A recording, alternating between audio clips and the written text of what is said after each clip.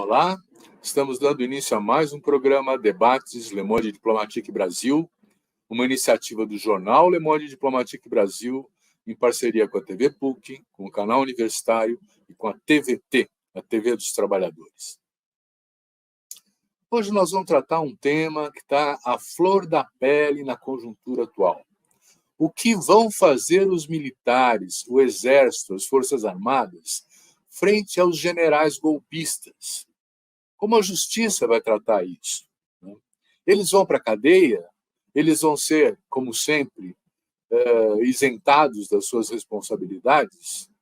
Bom, é um momento delicado, é um momento ainda que permite a gente visualizar vários núcleos de governo democrático dentro do Exército, e é preciso ter em conta que o Exército é uma corporação que defende os seus membros. Então, vamos discutir o que vai acontecer com esses generais golpistas, e para isso nós convidamos um especialista na área, um professor que tem tratado e estudado a questão do Exército ao longo tempo, e eu vou apresentar para vocês, aliás, reapresentar para vocês, porque ele já frequentou o nosso programa, e nós agradecemos muito a sua participação aqui. É o João Roberto Martins Filho. Ele é sociólogo, cientista político, doutor em Ciências Sociais e professor titular do Departamento de Ciências Sociais da Universidade de São Carlos. Ele coordena o arquivo de Polícia Militar Ana Lagoa, da UFSCar, membro do conselho editorial de revistas como a Revista de Sociologia e Política, Tensões Mundiais, Novos Rumos, Latin American Perspectives. Foi presidente da Associação Brasileira de Estudos de Defesa, vice-presidente do Comitê de Pesquisa Forças Armadas e Sociedade da Associação Internacional de Ciência Política, membro do Comitê de Altos Estudos do projeto Memórias Reveladas do Conselho Editorial do Arquivo do Estado de São Paulo, autor de Movimento Estudantil e Ditadura Militar e o Palácio e a Caserna. Esses são apenas alguns elementos da biografia do João Roberto, que nós agradecemos muito que esteja conosco aqui hoje de novo. João, é um prazer recebê-lo, né? E eu vou começar com essa questão que está à flor da pele, né? E aí depois a gente pode ir desdobrando, analisando o cenário de fundo, as implicações e tudo mais. Os generais golpistas vão para a cadeia? Bom, antes de responder essa pergunta, começar a tentar responder essa pergunta, porque ela se refere a alguma coisa que ainda não aconteceu, eu queria agradecer, é um prazer imenso conversar com você, e dizer que essa questão dos militares ela é uma espécie de camaleão. Ela volta cada vez com uma forma diferente, com uma cor diferente, com um aspecto diferente, não é? O último aspecto é esse agora da crise da imagem das Forças Armadas, que para nós, que estamos observando a coisa com olhar crítico, já estava na pauta desde o começo do governo Bolsonaro, não é? Que uma hora a fatura ia chegar, esse apoio ao Bolsonaro. E esse apoio ao Bolsonaro tem a ver com uma questão maior, que é a questão da vocação histórica que as Forças Armadas têm para interferir na política nacional, que nós achávamos que tinha chegado ao fim essa vocação. Mas ela está aí, e começa em 2014, quando eles chamam o Bolsonaro para assistir como convidado de honra à formatura dos cadetes, e vem até hoje em dia. Então, o que está acontecendo hoje? Essa questão da imagem, né? Olha, ontem eu li, todos os principais jornais falam disso, todos os principais colunistas falam disso, que é a crise na imagem das Forças Armadas. Eu assisti uma entrevista de 1 hora do general Santos Cruz, que teve que responder uma série de perguntas bem impertinentes, né, dos colunistas da Globo, no caso, dos colunistas do UOL, e foi transmitida ao vivo pelo UOL, e o próprio Le Monde Diplomatique Brasil online publica um belo artigo sobre o Exército de Caxias. Então, nós temos agora, acabei de assistir também, um pouco antes, para me fazer um esquenta aqui da entrevista, a matéria de ontem do Jornal da Cultura. Está todo mundo olhando para as Forças Armadas, como olhou durante todo o governo Bolsonaro, mas agora parece que chegou num ponto de ebulição, né? É evidente que essa questão da imagem tem aspectos que não levariam a qualquer alternativa de punição ou prisão, mas tem, por exemplo, a associação ao Bolsonaro em termos gerais. Mas tem aspectos que estão começando a chegar perto da cadeia, né? Porque eu destaco um, para a gente depois continuar a analisar isso, que é o fato de que tem não só um tenente-coronel, que ocupa um cargo que é caracterizado pela discrição, que nas Forças Armadas eles chamam de cordinha, e nós chamamos de ajudante de ordens, que é, por exemplo, um general do Exército hoje, o Tomás, ele ocupou o mesmo cargo no governo Fernando Henrique, mas nunca nós ouvimos falar dele, nunca prestamos atenção nele, e ele se transformou, e nós não sabíamos, num amigo de décadas do Fernando Henrique Cardoso. Agora, esse daí, ele já começou a carreira dele, o tenente-coronel Cid,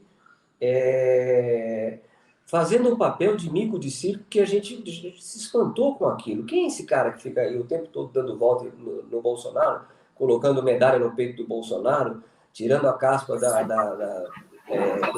do ombro do Bolsonaro? E ele foi pego em flagrante comerciando joias que eram do patrimônio da União.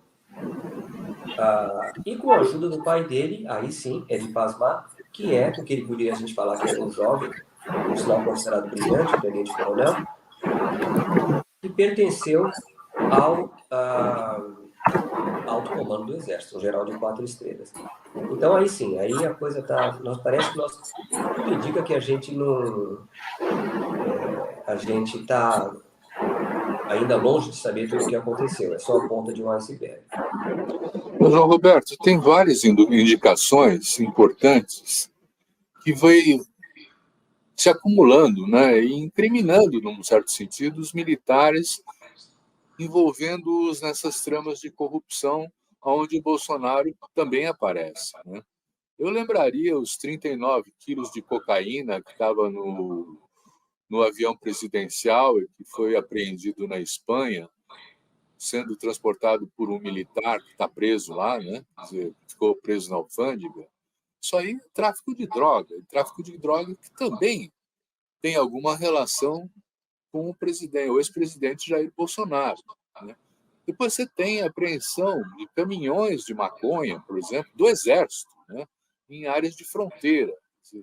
Então, eu fico olhando para isso, eu estou vendo vários generais implicados, inclusive, no 8 de janeiro, que estão sendo também analisados. Tem duas questões aí que me parecem que são polos interessantes de explorar. Primeiro, é essa politização das Forças Armadas, que, ao que parece, são majoritariamente anti-Lula, né? E segundo, é esse traço de corrupção que começa a transformar setores das Forças Armadas em milícias, que estão fazendo tráfico de drogas também. Como é que você encara essa questão? Bom, é interessante primeiro notar que essa entrevista, essa pesquisa de opinião pública que saiu da Quest, ela hoje está mostrando claramente, nos novos detalhes que estão saindo, que onde houve uma mudança radical na opinião sobre as Forças Armadas não foi na esquerda, no setor democrático, foi no próprio setor de direita, não é? E a direita bolsonarista declarou guerra às Forças Armadas nos últimos dias do ano de 2022, coisa que eu percebi ali com alguns colegas na hora, porque na época eu frequentava o Twitter, e eu via então, isso é novo, que quando as Forças Armadas começaram a perceber, elas ficaram meio tontas com a reação, então elas começaram a publicar posts do tipo Feliz 2023, isso gerava 1000 posts da direita dizendo que elas eram traidoras da pátria, que elas não tinham impedido a posse do Lula, porque na época, antes da posse do Lula, já tinha assumido os novos comandantes, então eles perceberam ali que as Forças Armadas não iam impedir a posse do Lula. E tudo isso se agravou com o 8 de janeiro, que eles falaram que eles entregaram, foram as Forças Armadas que entregaram os patriotas, né, para a Polícia Federal, e assim por diante. Então, o que tem de novo, inédito, tem algumas coisas inéditas aí. O que tem de inédito é o fato de que a direita está profundamente insatisfeita com as Forças Armadas e a esquerda, por motivos óbvios, era muito crítica das Forças Armadas. E agora, uma novidade que eu acho que seria muito interessante a gente pensar, e que também eu me interesso por essa lacuna há muitos anos, que é ninguém estuda a Polícia Federal no Brasil. E a Polícia Federal, ela sempre foi, depois da Constituição de 88, ela sempre foi um centro de poder composto por um número muito pequeno de militares.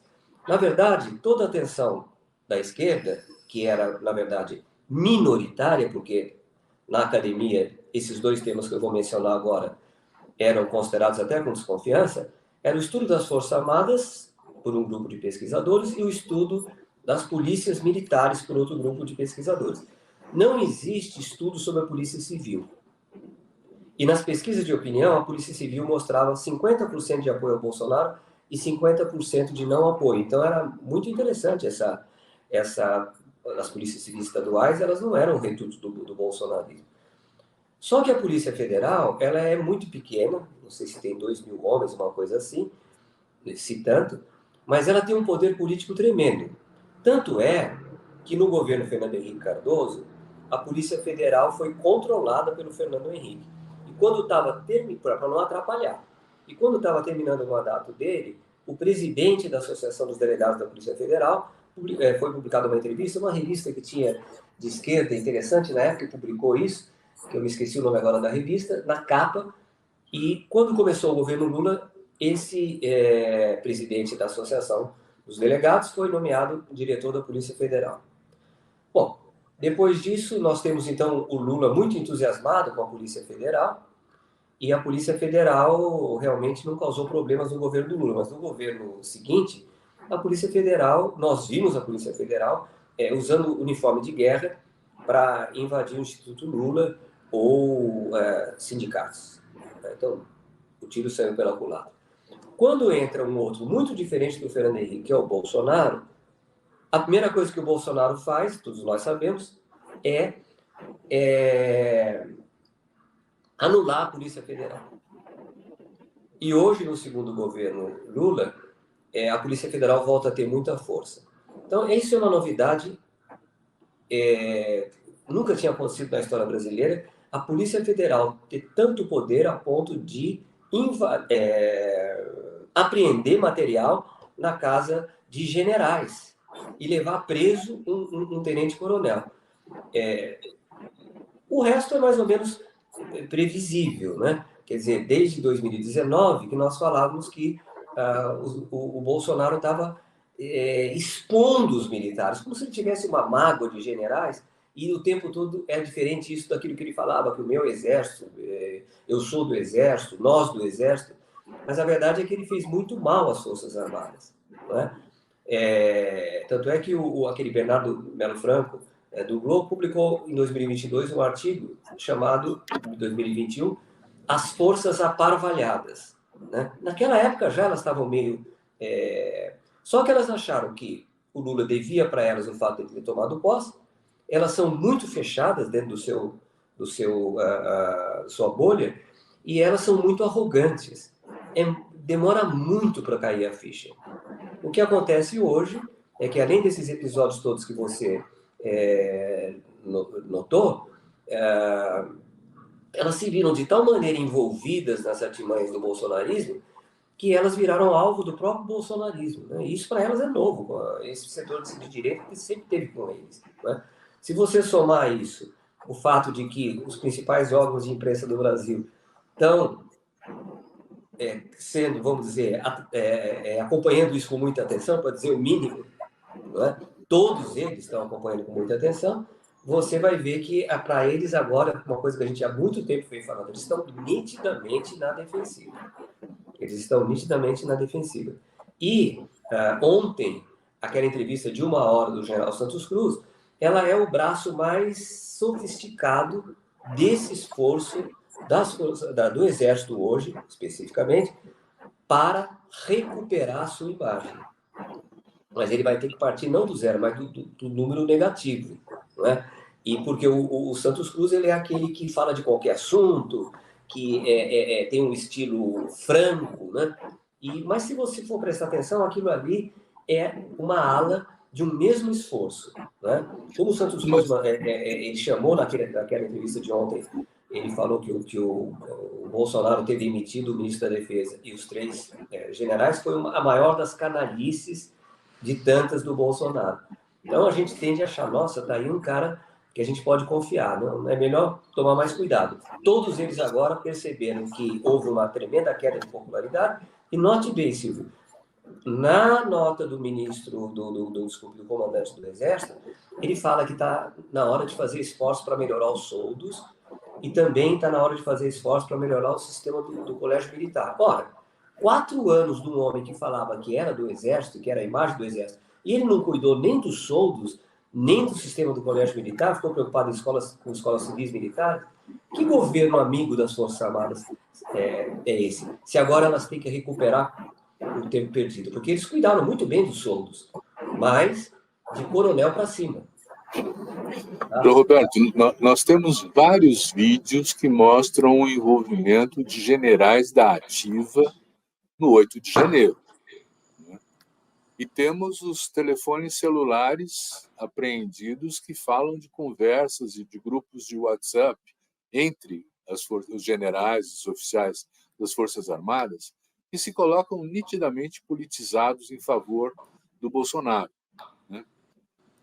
Eles não serão punidos? Quer dizer, você tem na história do Brasil a punição de generais? Primeiro que você nunca teve toda a imprensa contra eles, embora no final do regime militar isso tivesse acontecido. Tem um amigo e grande pesquisador chamado Hector Saint-Pierre, que ele há muito tempo está chamando a atenção para a malvinização das Forças Armadas. Elas caem numa situação que elas próprias criaram e que vai colocar a nação inteira contra elas. Silvio, eu acho o seguinte, onde é que está o Heleno, onde é que está o Braga Neto, onde é que está o Ramos e onde é que está o Mourão? Sumiram. Não tem nada a ver com eles o que está acontecendo, eles não sabem quem é o Bolsonaro, nunca ouviram falar de Michele, os 4 sumiram. Mas naquelas biografias, mini-biografias que nós publicamos no Le Monde Diplomatique, a gente mostrava a trajetória de comprometimento com o Bolsonaro do general Mourão e do general Heleno. Tá? Acabamos não fazendo aquela que seria, para completar, do Braga Neto. No nível que a coisa está, vai sobrar para generais também. Eu acho que vai ser difícil, embora seja uma outra coisa inédita, né? Vai ser difícil livrar o general Cid dessa situação, porque tem a imagem dele no vídeo, que ele está recomprando as joias ou vendendo as joias, tanto faz uma coisa como outra. Então, eu acho que dessa vez, o que as sociedades podem fazer agora, né? Elas podem falar, não, nós não admitimos que um general criminoso seja punido. É muito difícil fazer isso. Não é? Porque a imprensa deixou de ser neutra e amiga das Forças Armadas. Passou a exigir essas investigações. E isso é um fator muito importante para a imprensa. Né? E nessa situação que eu já descrevi de eles estarem na defensiva, eu, sinceramente, não sei o que eles vão fazer para virar o jogo. Eu acho que tá difícil. Olha, nas últimas notícias de jornal, ao que parece, esses 3 chefes das Forças Armadas, no fim de semana, quando encontraram com Lula, declararam que vão punir os militares infratores, vão desligá-los das forças, né? E isso seria uma maneira de evitar que o Supremo se envolvesse diretamente nesses julgamentos. Eles se antecipariam e alguns dos generais, dos tenentes-coronéis, poderiam ter esse tipo de punição da parte do Exército e das Forças Armadas em geral, porque há outros que estão na Marinha, enfim. Como é que você vê isso? Você acredita nessa possibilidade?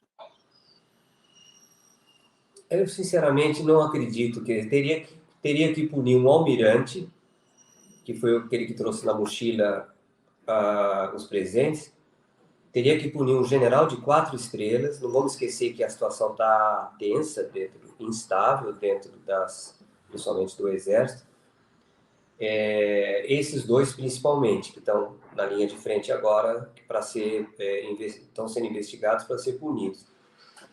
Eu acho que eles vão tentar, e eles têm o apoio do ministro Múcio, que é um outro tema. Eu acho que eles vão tentar salvar esses oficiais de 4 estrelas, o almirante no posto máximo e o general de 4 estrelas, que é pai do Cid. Eu acho que eles vão tentar negociar alguma coisa. O problema é o seguinte: como que faz para desarmar a Polícia Federal agora? Ela estava funcionando. Você vai fazer o quê? Você vai desligar a Polícia Federal? E outra, você não pode esquecer que houve um cálculo extremamente errado de quem apostou nessa festa da Selma, né? Que ninguém fez a pergunta: e se não funcionar, o que vai acontecer?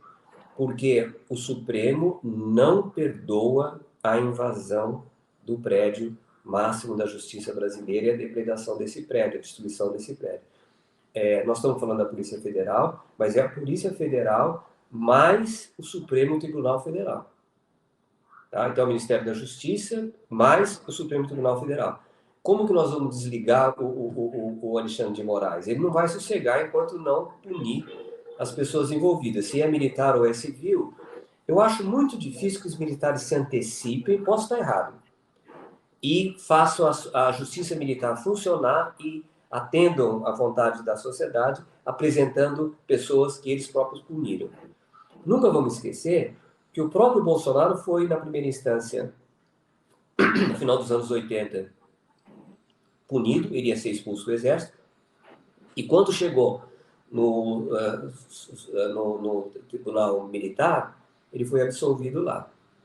Quer dizer que esse monstrinho foi criado lá, né? Porque ele tinha que ter sido expulso, aí a coisa seria diferente. Eu acho difícil. Eu acho difícil mesmo porque quem é que é o presidente do Tribunal Militar hoje? É o ex-piloto do avião presidencial, amigo, né, próximo do Lula, e, portanto, ele é que teria que decidir isso, porque é mais ou menos autônomo, e não me parece que o Lula esteja querendo um confronto aí. Me parece que o Lula, como eu já disse na outra entrevista de novembro, agora já com 8 meses de governo, o Lula está preferindo evitar esse problema no momento, né? Mas há um forte apelo, anistia não, né? Isso. Mas isso eu acho que quem vai cuidar disso não é a Justiça Militar. Você acha que o Supremo vai avocar para si essa questão e vai prender um general? O Supremo está fazendo isso, mas se ele vai prender um general ou não, o Supremo também é um órgão político, não é? Se ele vai prender um general e um almirante ou não, nós não sabemos. Mas o estrago na imagem dele já foi feito, dos dois, né? Do almirante lá, que era um tecnocrata, e se você ouvir a entrevista do Santos Cruz, não sei se você já viu, ela fala o tempo todo de que ele usou uma expressão que depois ele se arrependeu.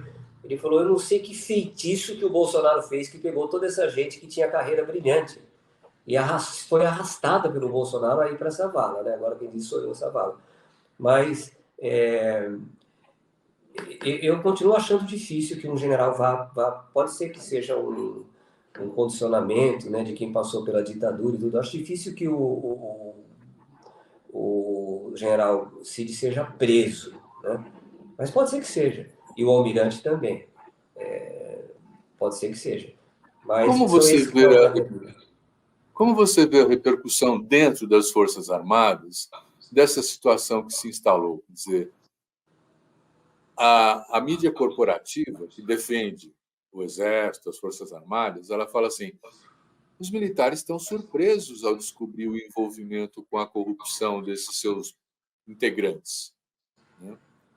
É um cinismo isso? É verdade? Como é que o alto comando está se comportando frente a essa crise? Eu acho que o feitiço que falou lá o General Santos Cruz enfeitiçou todo mundo, né? Quer dizer, chegou no final, o alto comando do Exército, que tem que pensar no futuro da força, ele agiu com mais racionalidade e apagou qualquer possibilidade de impedir a posse do Lula. Agora, uma das gravações de militares que você tem se referido a esses militares do 8 de janeiro, ele fala com o Cid, fala, Sidão, tá todo mundo no Exército contra a posse do Lula. E ele fala, de divisão para baixo, todo mundo é bolsonarista. Agora, o ACE, que é o Alto Comando do Exército, ele fala, Sidão, o ACE é que está impedindo. Então, de repente, nós chegamos numa situação tão absurda que tem um alto oficial falando para um ajudante de ordens, que é tenente-coronel, contra o alto comando da força a que ele pertence. Então, esse feitiço realmente transformou os militares em pessoas completamente aparvalhadas. Eu não acredito que eles... Você sabe, nunca acreditei que eles controlavam o Bolsonaro. E nós chegamos, então, a essa situação onde eu acho, para responder sua questão, que a maioria da força ainda apoia Bolsonaro e que uma das versões que pode ser dominante lá dentro é que o objetivo de todos esses acontecimentos é pegar o Bolsonaro. Os militares estão indo no meio, mas eles querem pegar o Bolsonaro. Eles às vezes passam essa versão, inclusive, para a imprensa, né? E a imprensa publica. Mas eu acho que não tem... Olha, as Forças Armadas brasileiras não são Forças Armadas de um país democrático, aonde seria absolutamente normal que houvesse opiniões ali de centro-esquerda, embora o meio militar seja conservador.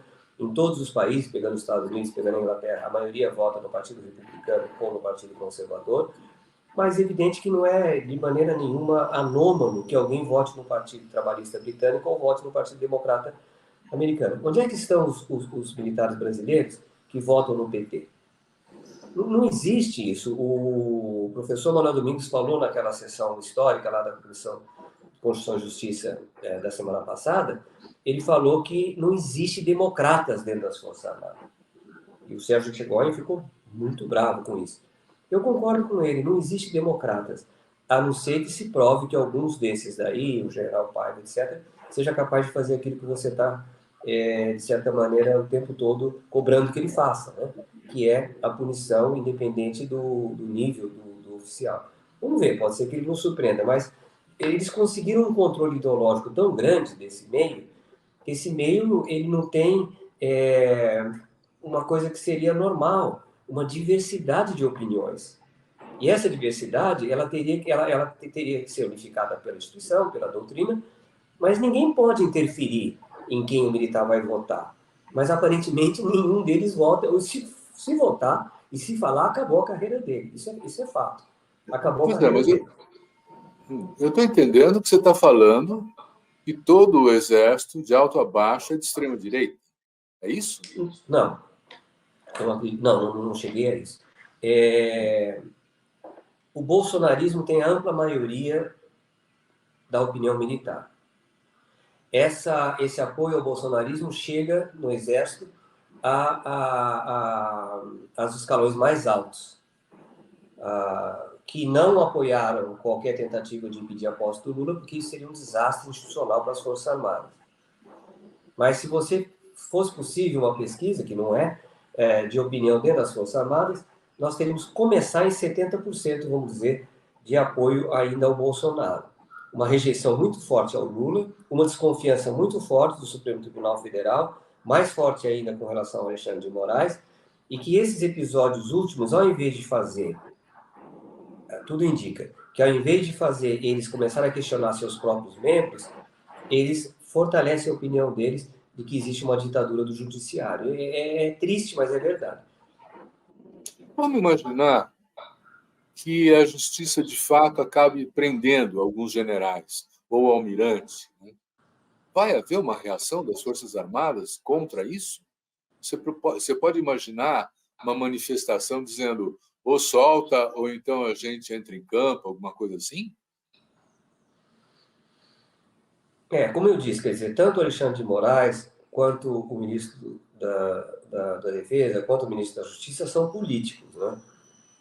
E não me parece que o histórico do Lula é entrar em conflito frontal com as Forças Armadas. Eu acho que nós não chegaremos a esse ponto de prenderem generais e almirantes. Acho que nós não chegaremos, posso estar completamente errado, eu vou fazer esse alerta aqui, eu posso estar errado. A realidade tem surpreendido a gente. Mas eu acho que não vai chegar a esse ponto. Se chegasse a esse ponto, eu acho que realmente haveria uma crise militar. O que se chama de crise militar? Algum tipo de ameaça de insubordinação. Mas eu acho que, e sempre o Exército, até porque os outros nessa hora eles desaparecem. Nós esquecemos que o comandante da Marinha foi com o jato da FAB, com a mulher dele, passear na Europa. Esquecemos que o comandante da Força Aérea era um bolsonarista de carteirinha, né? De qualquer modo, no Exército, eu acho que realmente não vai chegar nesse ponto. Eu acho que tem vários canais ainda, vários colchões aí, ou vários, vamos dizer, flanelas no meio do cristal para impedir que chegue a esse ponto. O Múcio tem interlocução direta com eles e assim por diante. Nós temos várias tarefas, Silvio, para realizar no Brasil. Várias tarefas.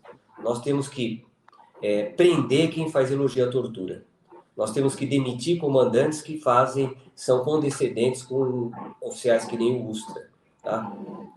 Nós temos que deixar continuar o trabalho da Comissão Nacional da Verdade. E tem que haver, como tem no Uruguai, como tem no Chile, como tem na Argentina, tem que haver imediata demissão de militar que fala de política. Tá? Isso seria estrutural. Não é? Isso seria estrutural. De um modo geral, eu fiz uma análise dos primeiros,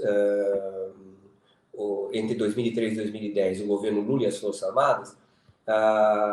De um modo geral, não é do perfil do Lula entrar em conflito direto. Ele realmente entrou no conflito direto com o Heleno, porque ele disse, depois daquela fala que surpreendeu ele lá em 2008 contra a política do Lula, ele disse que esse nunca mais vai chegar a comandante. O Heleno queria ser comandante. Então, por isso que ele odeia o Lula desse jeito. Mas, de um modo geral, eu não tenho esperança, ou melhor, acho pouco provável que haja que se aproxime desse tipo de crise que você está apontando. Porque eu fico pensando, por exemplo, no general Pazuello, que comandou o Ministério da Saúde numa época de pandemia, e também é responsável por uma infinidade de mortes por conta da sua deliberada omissão em atender as necessidades do período. Né? Quer dizer, é muito difícil restabelecer a democracia se nós não tivermos uma punição de fato, né, de quem fez coisas dessa ordem. Isso aí é genocídio. Né? Quer dizer, correto. Eu fico pensando assim, torcendo para que a gente tenha uma renovação nas Forças Armadas. Né? Mas, ao que parece, o que eles aprendem na escola de alto comando, o que eles aprendem como sua doutrina, não ajuda a isso. Né? Não, e você citou agora, muito bem lembrado, o Pazuello pode ser preso, eu acho. Porque no caso do Pazuello foi tipo um CID, só que com 4 estrelas, na verdade 3 estrelas, porque ele não é general de exército, no ombro. Só que realmente ele pode ser, em algum momento, no futuro, pode ser responsabilizado por uma parte razoável dessas 700 mil mortes e por ter subido ao palanque e por ter falado que um manda, outro obedece. Ontem o seu discurso falou, não existe essa coisa dentro das Forças Armadas, um manda, outro obedece. A ordem tem que ser dada com o mínimo de racionalidade. Essa coisa, ele disse inclusive isso, não é, o general não é um cara que está pintando lá o meio-fio. Ele não pode falar um manda, outro obedece, não existe. Então, eu acho que ele pode ser punido, sim, no caso dele. Eu estou pensando no caso dois casos, né? O do almirante que levou as joias e no caso do general Cid.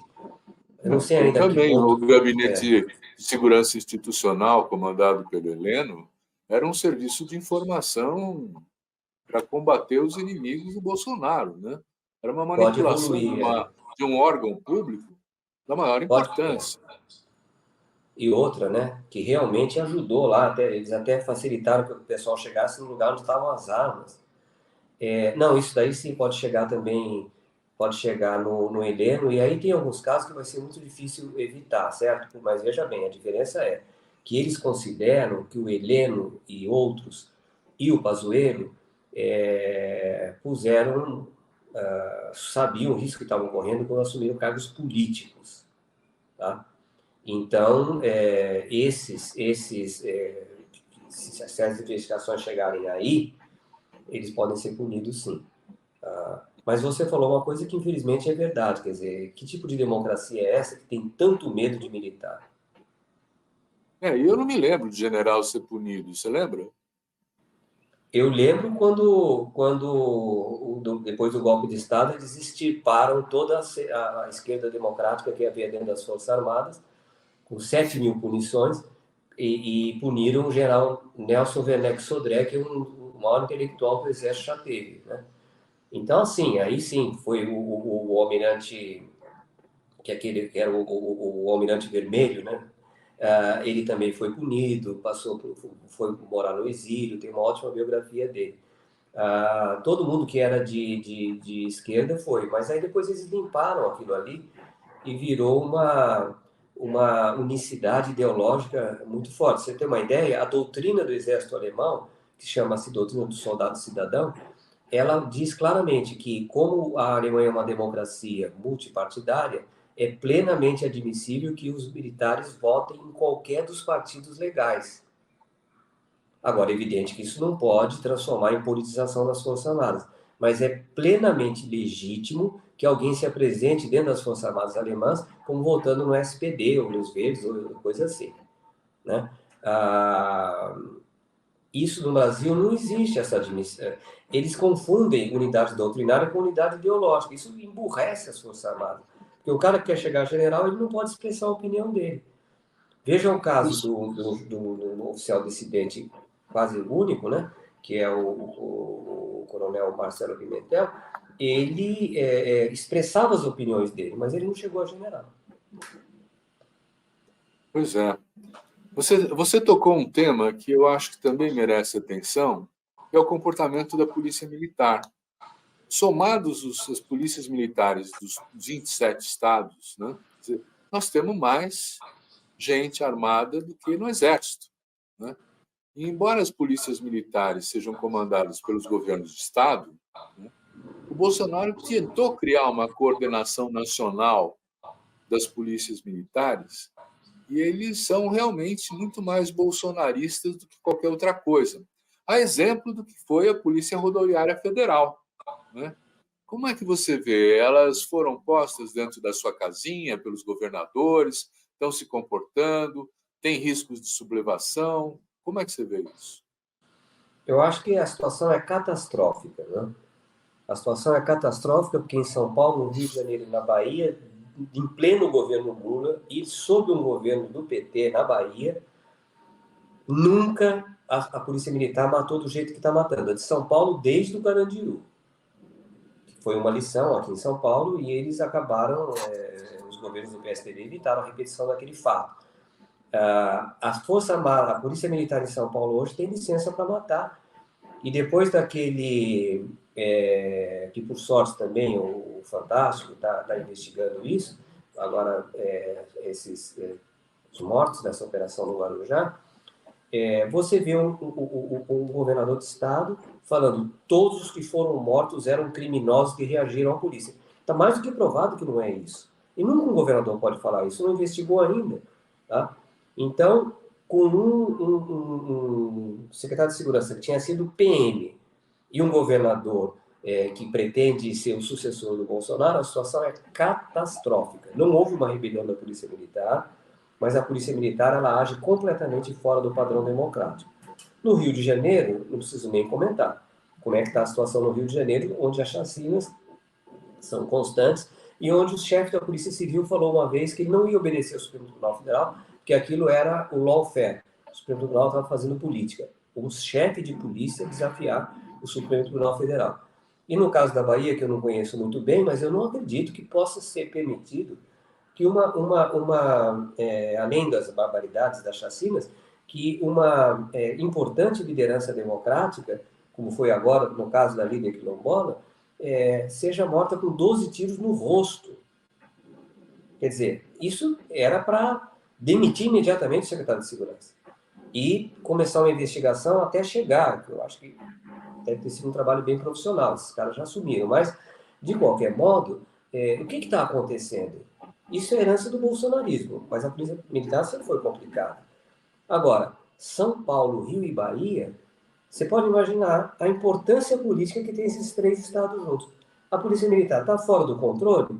Não, ela está sob o controle. Na Bahia eu não sei, mas está sob o controle de dois governadores ultra-bolsonaristas, que aparentemente não vê nenhum problema no que a polícia está fazendo. Na Bahia eu não sei o que está acontecendo. Tem muita gente boa para analisar a polícia militar, e inclusive ex-oficiais, né, da polícia militar, que fizeram carreira acadêmica depois que saíram, e isso é um tema, eu acho que crucial, sabe? Pensar o que aconteceu com a polícia militar depois, o que está acontecendo com a polícia militar no período já da presidência do Lula, né? Porque o Bolsonaro tentou fazer com que a polícia militar deixasse de ser comandada pelos governadores, mas não conseguiu. Mas é impressionante, quer dizer, nós temos heranças do fascismo que durou no Brasil esses 4 anos, que estão aí presentes. São Paulo não tinha um caso desse desde 1991, não é? Então, São Paulo sempre teve uma política de diminuir o número de homicídios, controlando as milícias, etc. e tal. Agora, o Rio de Janeiro a gente já sabe que não, só houve continuidade, mas até sob o governo do PT, é uma catástrofe, né? Pois é. Você sabe que existem estudos, né, que falam de que não é possível você ter tanta homogeneidade dentro das corporações se isso não vier sendo doutrinado internamente, né? Ah, Quer dizer, porque essa diversidade é combatida mesmo dentro do Exército, das Forças Armadas. Eu queria que você nos contasse um pouco como é que esse pessoal é formado, porque como é que tem uma cabeça dessa? olha, uma vez havia um oficial brilhante que também não chegou ao almirante e saiu, que ele foi trabalhar nos Estados Unidos e coisa assim.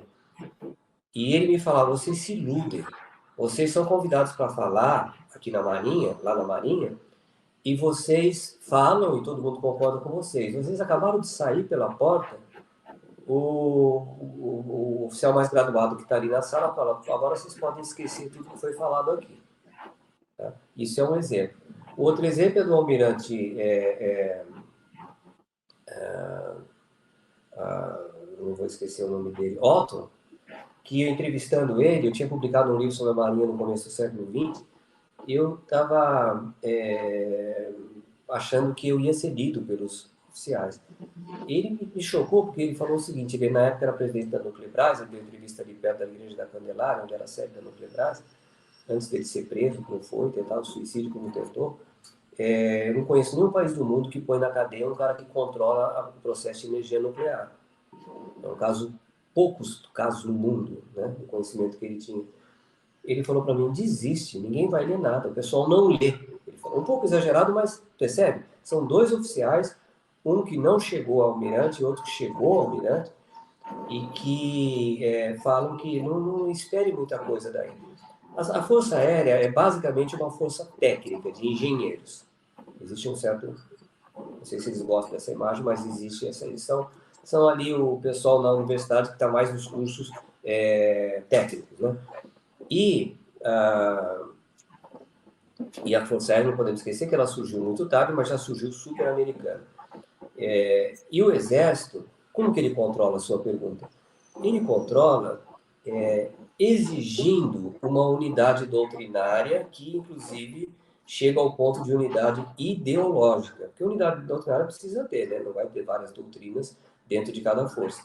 Mas Isso é inculcado na escola, é uma coisa inacreditável. Nós temos uma escola de formação de oficiais, mas ela tem um prédio gigantesco aqui em Campinas que é só para fazer o primeiro ano.